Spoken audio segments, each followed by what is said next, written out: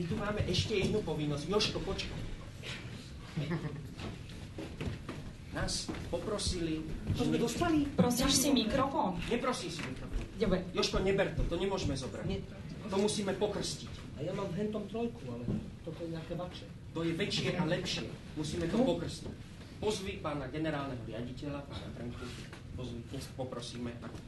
Medzi nami. Takže poprosíme, keď bude zrastiť pán generálny riaditeľ, pán Trnka. Dobrý deň.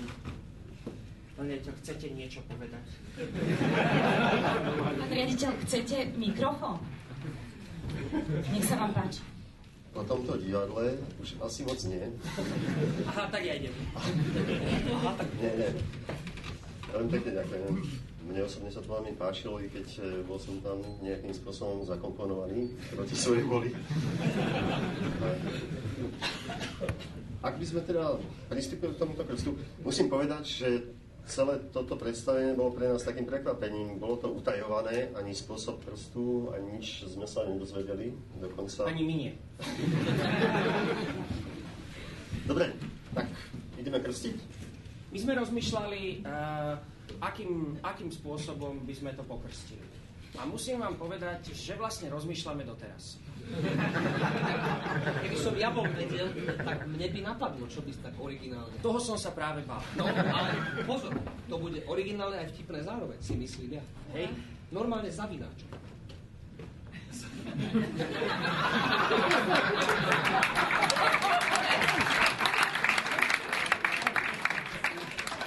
Dámy a páni, v bufete nájdete zavináč. My sme sa rozhodli pre vás toto skvelé dielo pokrstiť. My sme o tom rozmýšľali a myslíme si, že toto je výtvor ľudského ducha. A my mu nemôžeme vzdať inak hold, nechceme ho oblievať, alebo kopať, alebo sypať na to nejaký prach, alebo niečo. Takže to zase chceme pokrstiť iba výtvorom ľudského ducha. A to v našom prípade, vo vašom prípade sú to na výtvory toho, čo dokážete robiť s tými mašinkami, ale ja myslím, že hlavne je to o kreatíve a o myslení a o tom, že vlastne častokrát ste možno kreatívnejší než my v divadle, teda myslím si určite. Takže ja to sem položím, aby to tu ležalo a toto dielo chcem pokrstiť iba poéziou, lebo ona možno je partnerom vám v takom inom paralelnom svete. A vybral som si na to jednu veľmi krátku báseň, aby som vás nevystrašil zase veľmi. Takže teraz budem recitovať. Ďakujem. Tak predsa to skúsim do mikrofónu, ono to má väčšiu váhu. Teda nemá, ale je to lepšie počuť.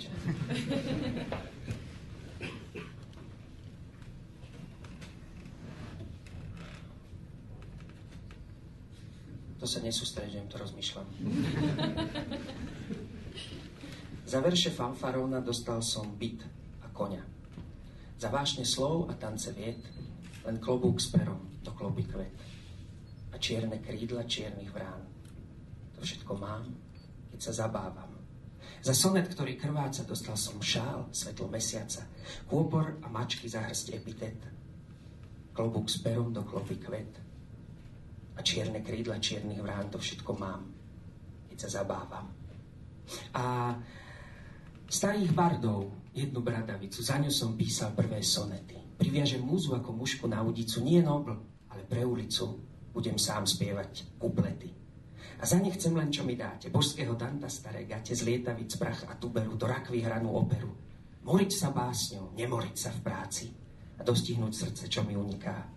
A potom napíšem vám, drahí darebáci, môžete prísť a vidieť, narodiť sa básnika, čo majetky svoje rozdelí pomedzi vás rovným dielom. A k modlitbe klakne veselý, keď kritika ho odstrelí zozadu s hrdzaveným kvérom. Všetko najlepšie. Nech sa mu darí.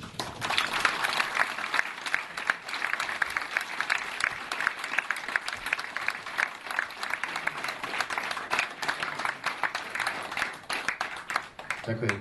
Ešte by som chcel k tomuto všetkému dodať, že nesmieme zabudnúť na ľudí, ktorí to vytvorili a chcel by som poďakovať všetkým našim zamestnancom, tým niekoľko stovák ľudí, ktorí skutočne veľmi dobre pracujú a sú špičkou v tomto obere na svete. Ďakujem vám všetkým.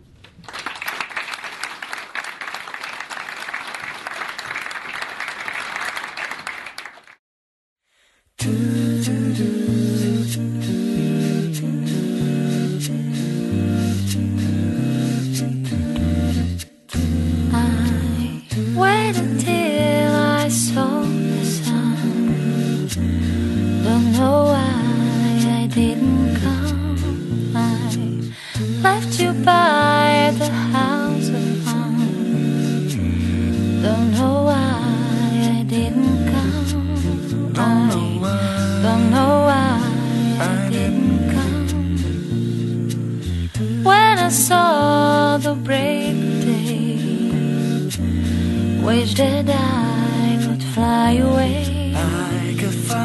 Instead of kneeling in the sand, catching teardrops in my hand. My heart is drenched in wine, is drenched in wine. But you'll be on my mind forever. Out across the endless sea, I would die in ecstasy. But I'll be a bag of bones, driving down the road alone.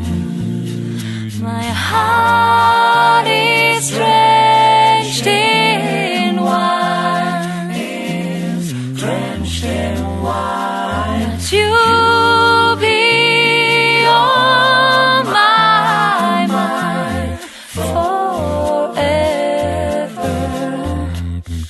Something has to make you round. Don't know why I didn't come. I didn't come. Feel as empty as a drum.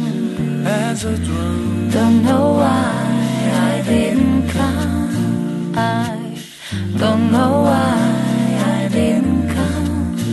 I don't know why I didn't come.